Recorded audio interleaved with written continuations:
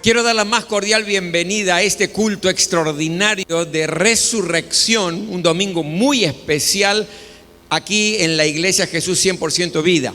Ya le hemos dado la bienvenida a los que están aquí en forma presencial, así que me toca ahora dar la bienvenida a todos aquellos que nos siguen a través de las redes sociales, por diferentes formas, en diferentes países, en diferentes continentes. A todos les mandamos desde aquí un abrazo muy grande y también rogamos que la palabra sembrada en los corazones pueda ser de gran bendición en sus vidas, allí en sus casas, junto con su familia, o si está solo o sola.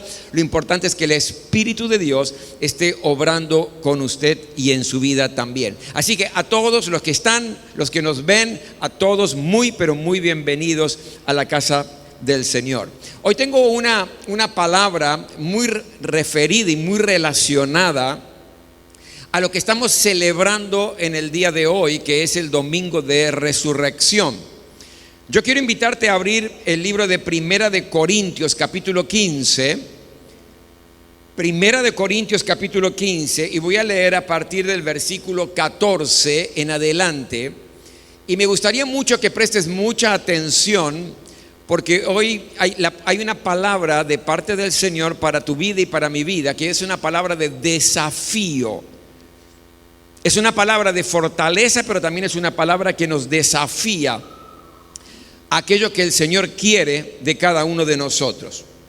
Primera de Corintios capítulo 15, del versículo 14 en adelante, está referido justamente al tema de la resurrección de nuestro Señor Jesucristo. Y permítame leerlo de esta manera. Y si Cristo no ha resucitado, nuestra predicación no sirve para nada. ¿Sabe qué significa? Que yo estaría perdiendo el tiempo, y no solamente perdiendo el tiempo, sino hubiera perdido mi vida, porque mi vida está dedicada justamente a predicar la fe en el Señor Jesucristo. Y dice la palabra aquí: si Cristo no resucitó, nuestra predicación no sirve para nada.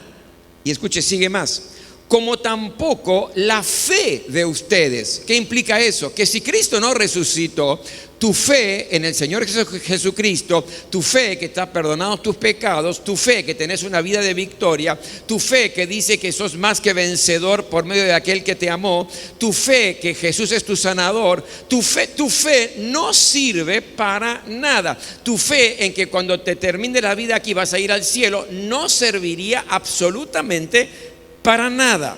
Y continúa, versículo 15: aún más, resultaríamos falsos testigos de Dios por haber testificado que Dios resucitó a Cristo, por lo cual no habría sucedido si en verdad los muertos no resucitan. ¿Qué significa esto? Que cada vez que contarías el testimonio, cada vez que yo predique, sería un mentiroso.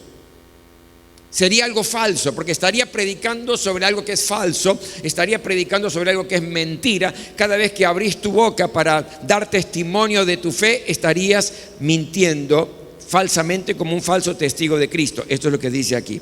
Versículo 16: porque si los muertos no resucitan, tampoco Cristo ha resucitado.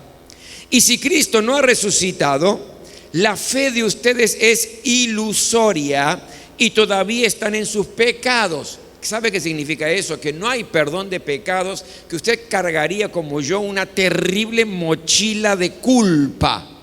¿Por qué? Porque cuando uno comete pecado, lo primero que viene es una culpa, salvo que tenga la conciencia cauterizada, como dice la palabra que algunos tienen, que ya están tan acostumbrados a pecar que viven en el pecado y ni siquiera les genera culpa. Ya ese es un estrato bastante alejado. Pero mínimamente, si Cristo no resucitó, no tendría yo ni usted el perdón de nuestros pecados y estaríamos acarreando culpa de muchos años, de cosas que hicimos, de cosas que dijimos, de actitudes que tomamos, de decisiones erradas que tuvimos. Es decir, estaríamos destruidos en nuestra vida. Pero sigue: en este caso también están perdidos los que murieron en Cristo.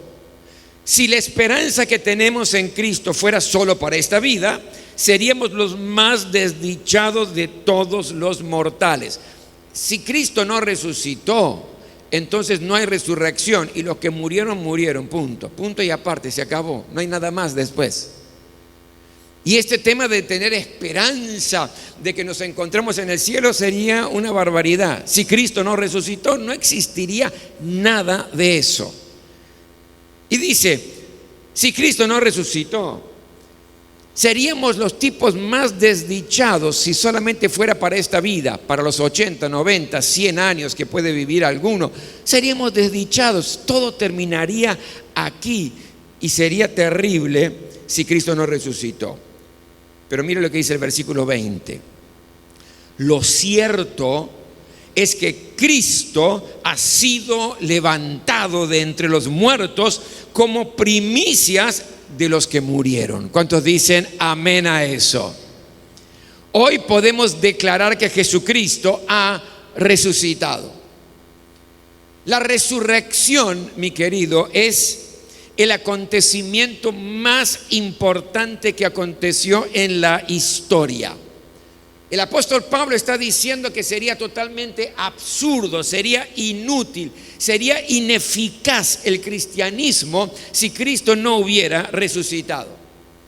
A tal punto la iglesia creía en esto en los primeros tiempos, que los 3 primeros siglos la iglesia de Jesucristo fue martirizada, fue perseguida, fue atormentada por sostener esta verdad, por sostener de que Jesucristo había resucitado. Porque, mi querido, si Cristo no resucitó, se dejaban matar por algo que era falso, se dejaban torturar por algo que era mentira en aquellos tiempos. Era gente demente que no tenía la capacidad de razonamiento. Si Cristo no resucitó, ¿por qué se expusieron de esa manera y dejaran que los mataran, que los atormentaran, que los dispersaran por todas partes? Para la iglesia, Cristo verdaderamente había resucitado. Alguno me dirá, pero ¿cómo, pastor, el acontecimiento más importante de la historia? Si la misma Biblia, el mismo Nuevo Testamento nos habla de que hubo otros que resucitaron. Lázaro resucitó. El mismo Señor Jesucristo resucitó a Lázaro, que era su amigo. La hija de Jairo, ese principal de la sinagoga, que tenía una pequeña de 12 años que estaba moribunda, pero en un momento determinado le dijeron: Jairo, no molestes más al maestro, porque él lo fue a buscar para que sanara a su hija. No lo molestes más, tu hija murió, se acabó, ya no se puede hacer nada. Y Jesús se dio vuelta y le dijo: Jairo, no temas, cree solamente. Y Jairo, yo me imagino como un padre desesperado, le dijo: Señor, cuando estaba enferma sí, pero ya se murió, ya no hay nada para hacer. La ciencia dice que se acabó, la medicina dice que se terminó, no se puede hacer nada. Jairo, no temas, cree solamente. Y Jesús llegó hasta la casa de Jairo y le dijo: Talita cumi, a ti te digo, levántate. Y esta pequeña de 12 años que estaba muerta resucitó. ¿Se da cuenta, pastor? Entonces hubo otras resurrecciones. No es el hecho más importante. ¿Dónde está la diferencia entonces? Que Jairo, que la hija de Jairo, que Lázaro resucitaron y algunos otros más, pero que volvieron a morir. En el caso de nuestro Señor Jesucristo es totalmente inédito. Jesucristo resucitó de entre los muertos y está vivo. Estuvo 40 días con su gente, luego ascendió a los cielos, está sentado hoy a la diestra del trono del Señor, abogando por nosotros, esperando la orden de Dios Padre para venir por segunda vez y buscar a su iglesia y presentársela a sí mismo sin mancha y sin arruga. Es el hecho trascendental y más importante de la historia. Jesucristo, mi querido, vive hoy. Porque si no viviera, no hay garantía que era el Hijo de Dios. No era suficiente los milagros, otros también hacían milagros. No era suficiente la cruz, por más que era algo muy importante, pero no alcanzaba, no bastaba con la cruz. No había esperanza de resurrección para nosotros si Él no hubiera resucitado. Sería totalmente mentiroso el versículo que dice: cuando Jesús dijo: el que cree en mí, aunque esté muerto, vivirá. Y el que vive y cree en mí, no morirá eternamente. Jesús resucitó. Ahora, hay una íntima relación entre la cruz, la tumba vacía y el Pentecostés. Son tres episodios que están íntimamente ligados y son absolutamente inseparables.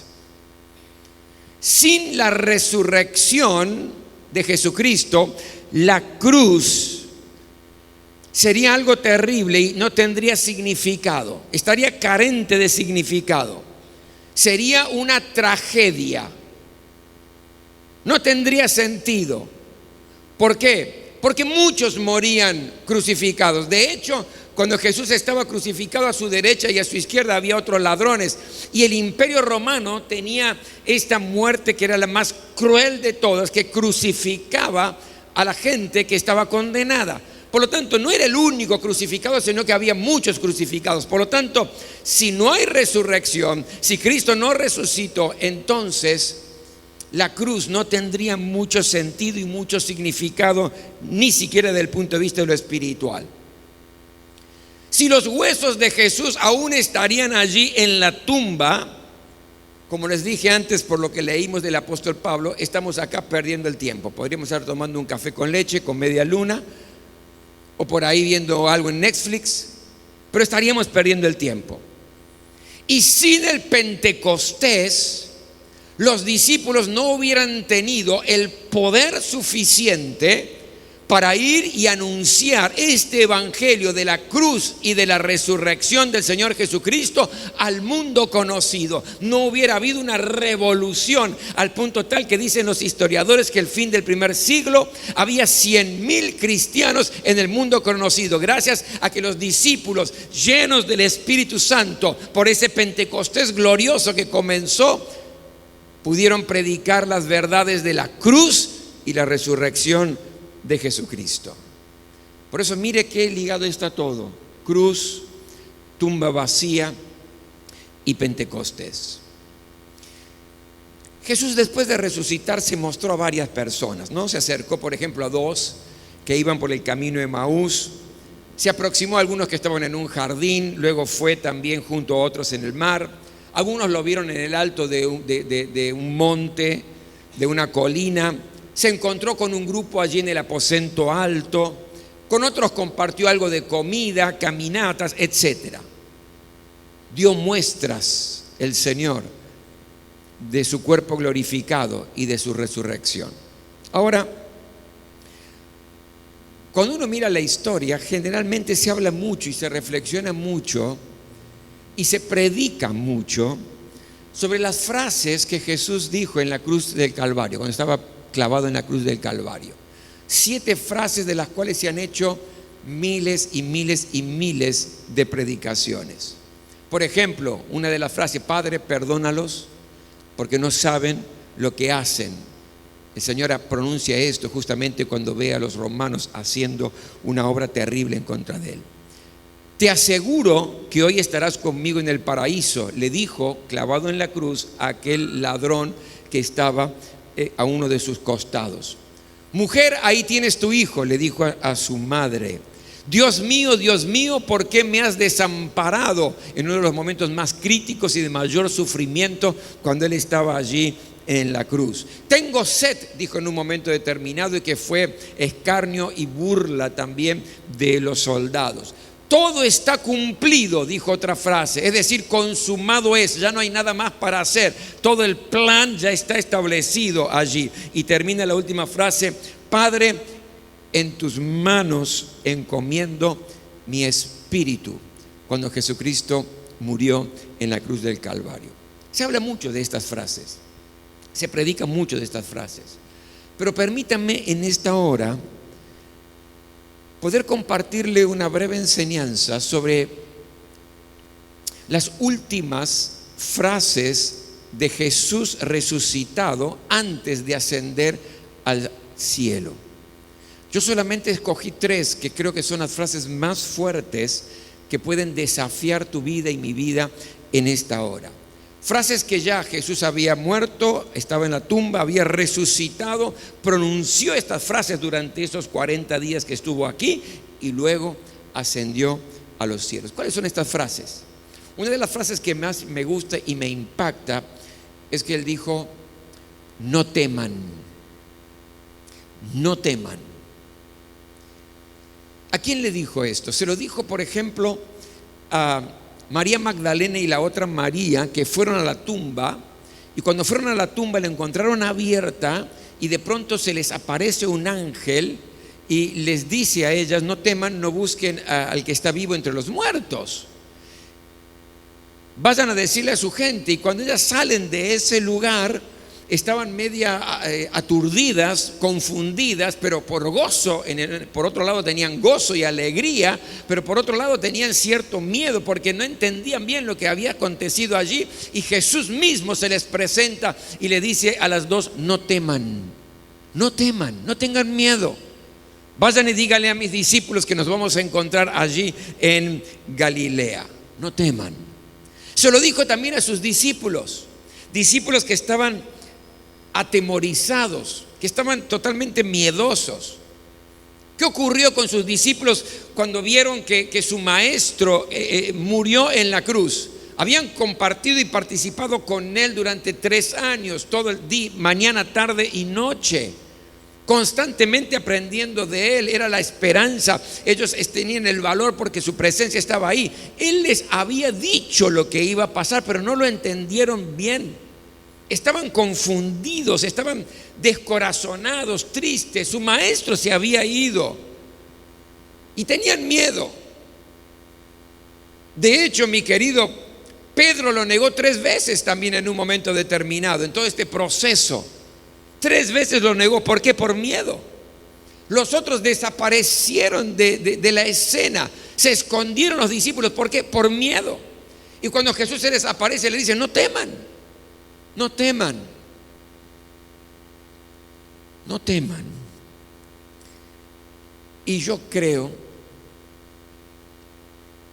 que muchos de nosotros hoy necesitamos escuchar esta frase: no temas, no temas. Las situaciones en general a veces aprietan y asfixian tanto desde el punto de vista de lo personal, o la familia, que notamos que se puede ir despedazando poco a poco y da miedo, da temor. O en lo laboral, con cierta incertidumbre, nos da temor. Necesitamos escuchar esta frase de Jesús que resucitó, que nos dice: no tengan miedo, no teman.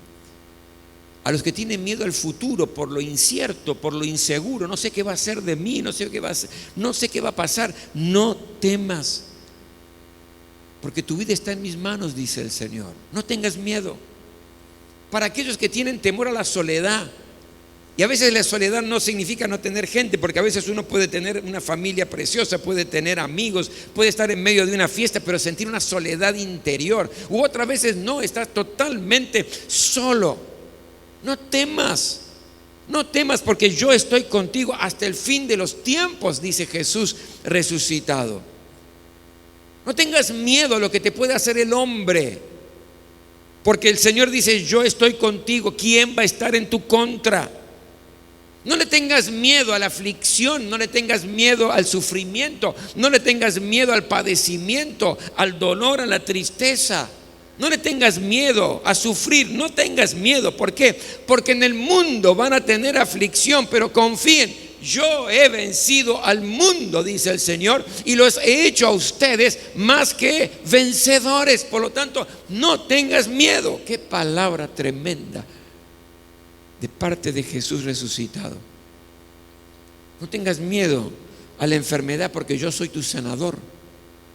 No tengas miedo a Satanás por sus acusaciones, porque sabes, Satanás se encarga delante del trono de Dios a acusarte a vos y acusarme a mí. Cada vez que vos errás y yo estoy errando, cada vez que nos equivocamos, cada vez que pecamos, Satanás pega el salto de su silla, pega el salto delante del trono de Dios y dice: wow, Ahí está, le dice, ahí está, Rubén pecó, hizo algo que te desagrada, Señor, o dijo algo que te desagrada a Dios, mandale todo el castigo. Y Jesús dice, tranquilo, yo soy el abogado defensor. Si usted me está entendiendo, diga amén. No tengas miedo a las acusaciones del diablo. No le tengas miedo a las maquinaciones del diablo, a las huestes espirituales de maldad que quieren levantarse en tu contra, que quieren esclavizarte, que quieren detenerte, que quieren atraparte en las cadenas de los vicios, en la cadena del pecado, de los malos pensamientos. No tengas miedo, porque yo lo vencí en la cruz, dice el Señor, y ustedes también lo vencen a través de mi sangre y el testimonio de mi palabra. Jesús te dice hoy, no tengas miedo de ninguna circunstancia, porque Él prometió estar con nosotros en todo momento, en toda circunstancia. ¿Y sabe por qué es posible? Porque Él resucitó y el Señor está vivo. No tengas miedo. Quiero que te vayas con eso en tu corazón.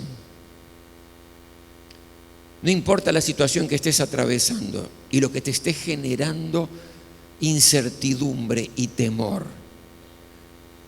no tengas miedo.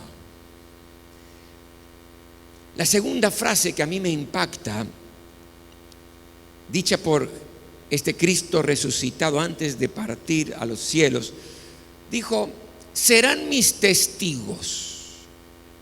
Serán mis testigos. Jesús habló con sus discípulos, los calmó primero del temor que ellos tenían, y después de aquietar un poco los miedos les dijo: como me envió el Padre, así los envío yo.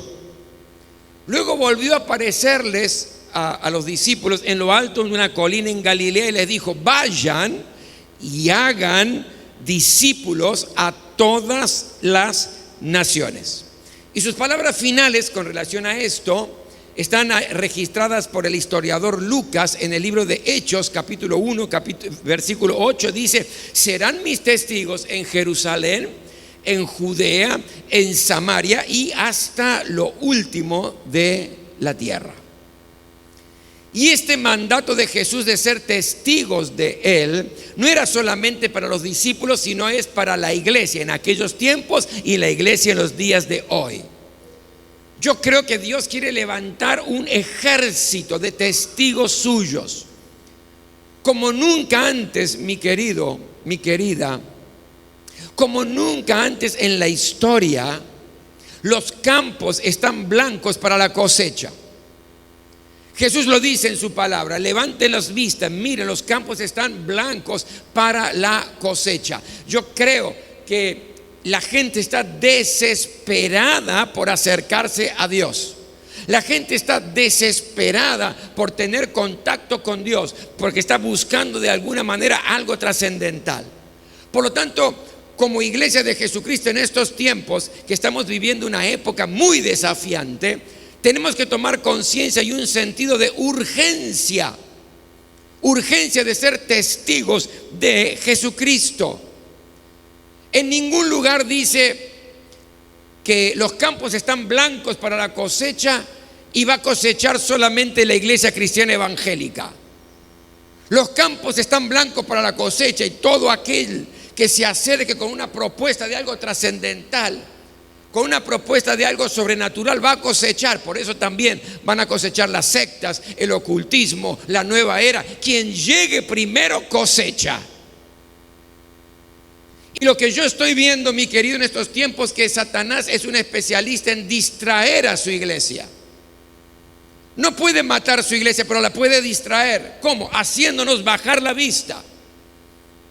Y nosotros miramos las pequeñeces, las cosas triviales, las cosas sin importancias, aquellas cosas que son que hoy que me ofendí porque el otro no me saludó, y que no me gustó porque el pastor dijo algo que pareciera que alguien le contó de mi vida y me lo lanzó.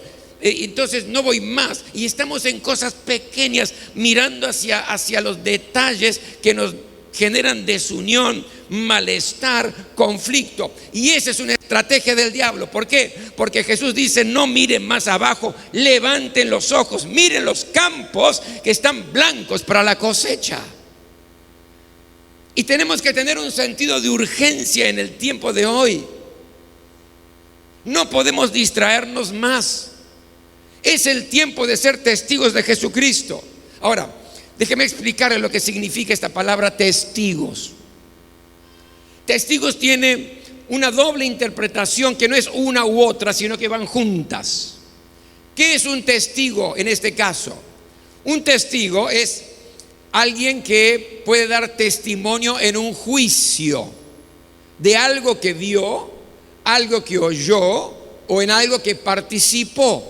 Entonces puede dar testimonio porque es parte de eso. Por ejemplo, hace algunos años atrás yo venía por Sánchez, por la calle de aquí al costado Sánchez, y de pronto veo un poco un despliegue de 4 policías que estaban atrapando a un joven. Yo no sé si ese joven estaba vendiendo drogas o qué, y yo estaba muy cerca y estaba viendo todo el procedimiento. Entonces de pronto uno de los policías se acercó a mí y me dijo: usted puede ser testigo. Le dije: ¿testigo de qué? Testigo de que no lo agredimos, que no lo insultamos y que no lo golpeamos, pero sí que lo arrestamos. Y yo había visto que eso había pasado de esa manera. Entonces dije: sí, puedo ser testigo. Bueno, por favor venga y firme este documento que estaba allí en el capó del auto. Yo leí ese documento, que justamente era lo que me decía esta policía, era una mujer policía, y lo firmé. Eso fui testigo de algo que vi, algo que oí, y en algo que en cierto sentido fui parte, pasiva, pero fui parte. Eso es un testigo. Pero la segunda interpretación de la palabra testigo significa mártir, y esto implica sacrificio. ¿Qué significa esto? Que los mártires se entregaban el todo por el todo, aún su propia vida, por defender y ser testigos de sus convicciones. Por eso en la iglesia primitiva hubo tanta persecución y hubo muchos mártires, porque ellos seguían defendiendo su fe y los mataban y morían en las arenas del imperio y del Coliseo romano. Morían en grandes estanques donde tenían que permanecer allí parados, y el agua hasta aquí, sin comer y sin beber. Solamente podían salir de ese lugar si confesaban que Jesús no era el Cristo, no era el Señor, no era el Kyrios, y renunciaban a su fe. Y si no lo hacían, terminaban aflojando ya las piernas después de 2 o 3 días de estar parados en el agua así, y se hundían y morían. Ese era un mártir. Era un mártir que defendía sus convicciones aún con su propia vida. Entonces, ¿qué significa me serán testigos? ¿Qué implica ese me serán testigos? Me serán testigos, mi querido, implica que nosotros, usted y yo, hemos experimentado una transformación de nuestra vida, que hemos visto cambios en nuestra vida a través de Jesucristo, que Él ha perdonado nuestros pecados, que nos ha levantado en los peores momentos de nuestra vida, que nos ha abrazado cuando nos sentíamos despojados, que nos ha sanado cuando estábamos enfermos, que su sangre ha obrado en nuestra vida. Es decir, ¿y qué hay que hacer? Hay que contarlo. Eso es ser testigo. Compartir lo que hemos experimentado de parte del Señor. Pero también significa que estamos dispuestos a todo tipo de sacrificio para hacerlo. Una entrega total para cumplir con esa misión. Me serán testigos, dice el Señor. Y como testigos hemos recibido la gran comisión. En Marcos 16:15 dice: vayan por todo el mundo y prediquen el evangelio a toda criatura. En otra versión dice: id por todo el mundo y prediquen el evangelio a toda criatura. Pero en realidad una mejor traducción de esa palabra es yendo por todo el mundo, prediquen el evangelio a toda criatura. ¿Dónde está la diferencia, pastor? La diferencia está en que cuando dice yendo, no le quita el imperativo, no le quita la orden de parte del Señor. Pero nos da la idea cuando es vayan o cuando es id, como que tenemos que hacer un paréntesis en nuestra vida, parar muchas cosas en nuestra vida y salir y dedicarnos exclusivamente a predicar, a dar testimonio. Y pastor, no me da el tiempo, no lo puedo hacer, tengo muchas obligaciones. La situación está difícil, desde que salgo de trabajar hasta que vuelvo a mi casa es de tarde. No tengo tiempo de hacer ese paréntesis en mi vida para ir y predicar el evangelio o compartir mi testimonio. Pero no es esa la idea. Cuando dice la palabra de Dios, yendo, significa mientras estás viviendo, predica el evangelio a toda criatura. Mientras estás desarrollando tu vida normal, predicar el evangelio a toda criatura. ¿Qué implica eso? Cuando estoy en mi trabajo, no tengo que hacer un paréntesis, dejar mi trabajo e ir a predicar a otro lado, sino que en mi propio trabajo, mientras estoy yendo, mientras estoy viviendo, comparto el evangelio, mi testimonio, soy testigo de Jesucristo con mis compañeros de escuela, con mis compañeros de trabajo, con el compañero de la fábrica, en el Uber que estoy viajando o en el remis que tengo o en el taxi donde estoy. Comparto en el almacén, es decir, mientras vivo mi vida normal y cotidiana, doy testimonio de Jesucristo. Si usted me entiende, diga amén. Me serán testigos. Me serán testigos. Y ese es el tiempo de cumplir y renovar nuestra visión evangelística como testigos del Señor. Si tomáramos real conciencia que la gente se va a perder y va rumbo al infierno, perdida eternamente, si no recibe a Jesús como su Salvador y su Señor, yo creo que tomaríamos mucho más en serio estas palabras de Jesús resucitado, de me serán testigos. Los ángeles en un momento determinado en el cielo se juntan y comienzan a debatir porque están muy preocupados, porque están viendo la situación de la iglesia que está distraída, que está dormida y que no está evangelizando. Entonces designan, después de unos buenos talleres que hicieron sobre el tema, deciden decirle a un arcángel que vaya a hablar al Señor en su trono, y el arcángel va a hablar al trono de Dios y le dice: Señor, estamos muy preocupados porque vemos que la iglesia no está cumpliendo su misión, que están distraídos, que están dormidos, que no están siendo testigos, que no están predicando, que no están evangelizando, que no están ganando al mundo para Cristo. Estamos preocupados. Nos preparamos todos para ir ahora, armamos nuestros escuadrones de evangelísticos como ángeles e inundamos la tierra con el evangelio. Y Dios le dijo al arcángel: si mi iglesia no evangeliza, no tengo un plan B.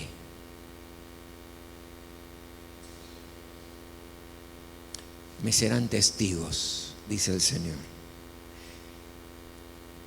Y la tercera frase que yo veo de este Cristo resucitado es que les dijo a su gente: recibirán poder. Recibirán poder. Jesús mismo les había dicho a su gente: miren, yo me voy, pero les voy a enviar otro consolador, y va a ser el Espíritu Santo. En Lucas capítulo 24 versículo 49 dice: pronto enviaré lo que prometió mi Padre, pero ustedes quédense en Jerusalén hasta que los llene con poder de lo alto.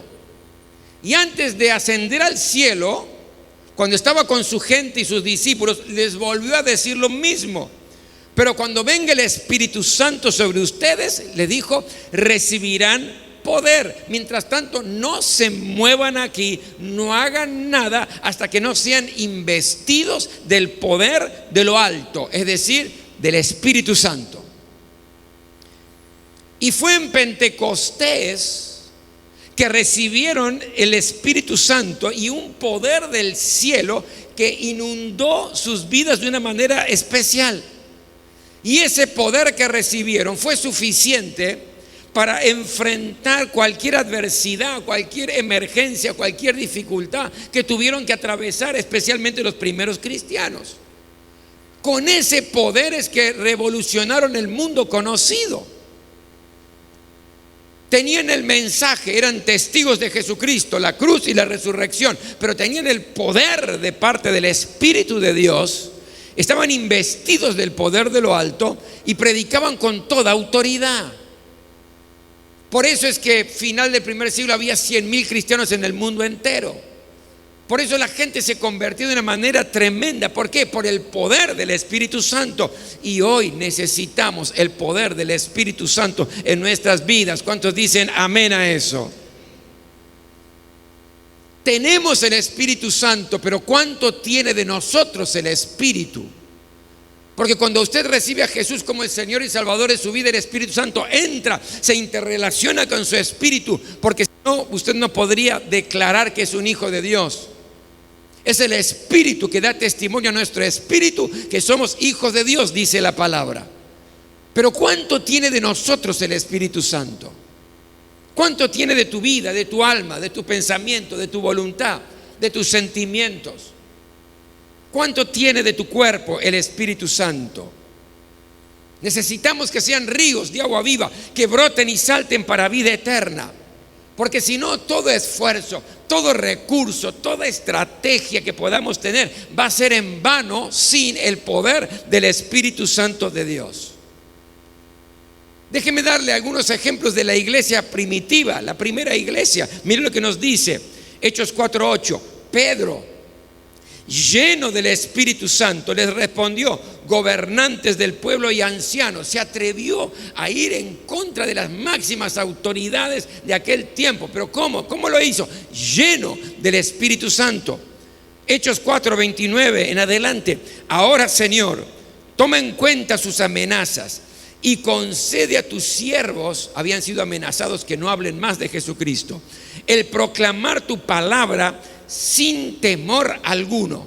Por eso, extiende tu mano para sanar y hacer señales y prodigios mediante el nombre de tu santo siervo Jesús. Después de haber orado, tembló el lugar en que estaban reunidos y todos fueron llenos del Espíritu Santo y proclamaban la palabra de Dios sin temor alguno. Habían sido amenazados. Hechos 13:52, y los discípulos estaban gozosos y llenos del Espíritu Santo. La iglesia fue esparcida, diseminada. ¿Por qué? Porque vinieron grandes persecuciones. 10 persecuciones, desde Nerón en el año 64 hasta Diocleciano en el año 313. 10 persecuciones, atormentando y destruyendo y matando a los cristianos. Pero al mismo tiempo fue la dispersión. Huían a los diferentes pueblos, a las diferentes ciudades. Y uno dice, bueno, seguramente llegaban a un pueblo, se quedaban calladitos la boca hasta que baje la espuma, con mucha prudencia. ¿Por qué? Porque estaban siendo perseguidos. Hay que esperar que las cosas se calmen, ¿verdad? Pero ¿qué es lo que pasaba con los cristianos? Nos dice la palabra. Llegaban a un pueblo y en lugar de callarse con mucha prudencia, seguían siendo testigos de Jesucristo, hablaban del Señor, hablaban de las verdades del Evangelio de Jesucristo. La gente se convertía, se armaba una revolución, los venían a perseguir y salían a otro pueblo y hacían exactamente lo mismo. ¿Por qué lo hacían? ¿Cómo lo podían hacer? Porque estaban en el poder del Espíritu Santo de Dios. Recibirán poder, dijo el Señor. Y con el poder del Espíritu Santo podemos despertar en nuestra comunión con Dios, que está seca. Que nos cuesta tanto leer la Biblia cada día, que nos cuesta tanto orar cada día. Y es que lo hacemos. Nos cuesta horrores. Venir al templo, el día está hermoso, vamos a pasear. Estamos muy cansados, trabajamos duro toda la semana, hay que descansar. No tengo otro día para limpiar, pastor, tengo que limpiar la casa. Cuando hay poder del Espíritu Santo, hay una sed del Dios vivo. Hay una sed y un hambre especial por su palabra, por tener comunión con Él, por congregarse y bendecir al pueblo del Señor. Con el poder del Espíritu Santo hay un despertar en nuestra vida de intimidad con Dios. Hay un poder sobrenatural para proclamar el Evangelio de Jesucristo. Ya no soy ¿sabe? Yo no hablo, pastor, porque soy medio tímido. Soy tímida, no me sale. Deje que el Espíritu Santo llene su vida y va a ser verborrágico en el Señor. Y va a comenzar a hablar y compartir lo que el Señor ha hecho en su vida. ¿Por qué? No por su poder, no por su capacidad, sino por el poder del Espíritu Santo. En el poder del Espíritu Santo podemos derrotar las tentaciones que hasta ahora nos han hecho caer tantas veces, que hemos trastabillado tantas veces, que nos hemos lastimado tantas veces. Pero cuando hay poder del Espíritu Santo, está el poder sobrenatural de Dios para poder enfrentar las tentaciones y vencerlas en el nombre de Jesús. En el poder del Espíritu Santo enfrentamos la aflicción, los problemas, las dificultades y las vencemos. No por nuestros méritos, sino por el poder del Señor. En el poder del Espíritu Santo podemos vivir una vida abundante como el Señor nos ha prometido. Estas son las 3 frases que para mí son tremendas y poderosas de Cristo que resucitó, que las pronunció antes de ascender a los cielos. No teman, no tengan miedo bajo ninguna circunstancia, por absolutamente nada. Yo estoy, dice el Señor. Yo vivo, estoy con ustedes en todo tiempo y en todo momento. No teman. Quiero que sean mis testigos. Quiero que compartan lo que han experimentado y hagan todo el sacrificio necesario, la entrega absoluta para hacerlo, sin medir. Entréguense siendo testigos y compartiendo el poderoso Evangelio, y reciban el poder para que la vida cristiana no sea una carga, sino que sea un placer. Para que la vida cristiana no sea ufa, hay que hacerlo, sino que qué bueno, gloria a Dios, quiero servir al Señor con todo mi corazón y con todas mis fuerzas. No teman, sean mis testigos y reciban el poder para una vida abundante. Nos ponemos todos de pie, por favor.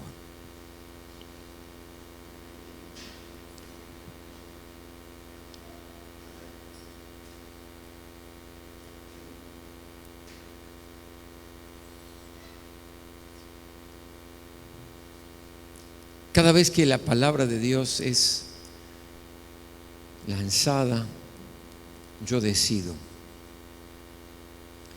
¿Y qué es lo que decido? ¿Si quiero o no quiero?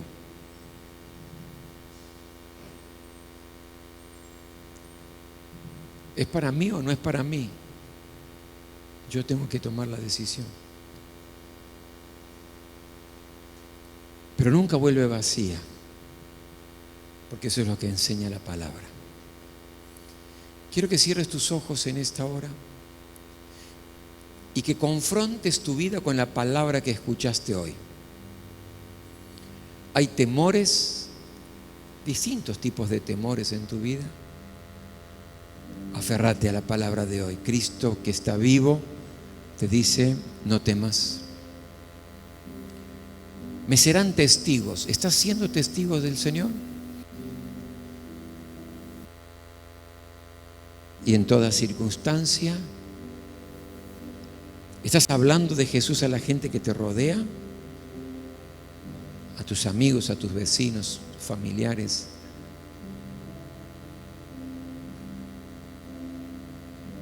¿Estás viviendo una vida con el poder del Espíritu Santo? Es decir, tu vida de comunión con Dios está profunda. Tu vida de victoria. ¿Estás disfrutando la vida abundante? o todo es carga tras carga. Yo quiero que hables con Dios en esta hora, vos y el Señor, vos y Dios, de tu corazón al corazón de Dios, con toda sinceridad, con toda honestidad. Aleluya. Vamos a adorar a nuestro Señor y vamos a hacerlo a través de nuestros diezmos y nuestras ofrendas. Lo que usted preparó en su corazón con generosidad y con alegría. Si trajo usted su diezmo, que sea con honestidad. Téngalo en su mano y permítame orar y bendecir su trabajo. Señor, gracias. Gracias por tu presencia en este lugar. Gracias por tantas vidas que hoy tocaste. Tantas vidas, Señor, hoy, que vamos a salir diferentes de este lugar por tu presencia. En esta hora queremos honrarte, glorificar tu nombre, reconocerte como nuestro Señor a través de nuestros diezmos y nuestras ofrendas. Gracias, Señor, porque vas a abrir las compuertas de los cielos y vas a derramar la bendición en nuestras finanzas hasta que sobreabunde, porque tu palabra lo dice y te creemos. Recibí, Señor, como adoración a tu nombre lo que hoy venimos a ofrecerte. En el nombre de Jesús, amén, amén. Usted traiga su diezmo y su ofrenda, hágalo con alegría. Muchas gracias. Y simplemente permítame, antes de terminar, compartir algunos anuncios muy breves. El primero de ellos es el próximo miércoles. Como todos los miércoles, tenemos nuestro culto de milagros por Zoom en vivo. Todos aquellos que están registrados en el WhatsApp de la iglesia reciben el link. Usted entra en ese link y tenemos un tiempo de testimonios, porque Dios responde las oraciones. Tenemos tiempo de testimonio. Tenemos tiempo de orar en pequeños grupos por los temas específicos que necesitamos que Dios obre en nuestras vidas, y luego una oración final. Dura una hora ese culto. Así que todos los miércoles y este miércoles a las 20 horas. El próximo viernes y sábado tenemos Feria Americana, que es una de las maneras que tenemos de bendecir al barrio, bendecir a aquellos que están pasando por necesidad, que no tendrían por allí la posibilidad de hacer compras en un local, en un negocio, por los precios, pero aquí son precios simbólicos, es decir, prácticamente muy, muy simbólicos. Avísele a todos aquellos que usted ve que podrían aprovechar esta oportunidad y este servicio que damos como iglesia. El viernes es desde las 4 de la tarde hasta las 7 de la tarde, y el día sábado próximo desde las 11 de la mañana hasta las 5 de la tarde. El pastor puede venir, cualquiera que necesite puede venir, por supuesto, ya sea de la congregación, ya sea del barrio, de sus vecinos. Usted puede, sin ningún tipo de inconveniente, compartirlo con aquellos que siente que puede ser bendecidos. Viernes, Feria Americana, desde las 4 de la tarde hasta las 7, y el día sábado desde las 11 de la mañana hasta las 5 de la tarde. Y el próximo domingo, Dios mediante, este culto presencial será por la mañana, a las 10 de la mañana. ¿Nos ponemos todos de pie? Permítame orar y bendecir en esta hora su semana, y luego vamos a cantar nuestra última canción para despedirnos. Gracias, Señor, por este tiempo.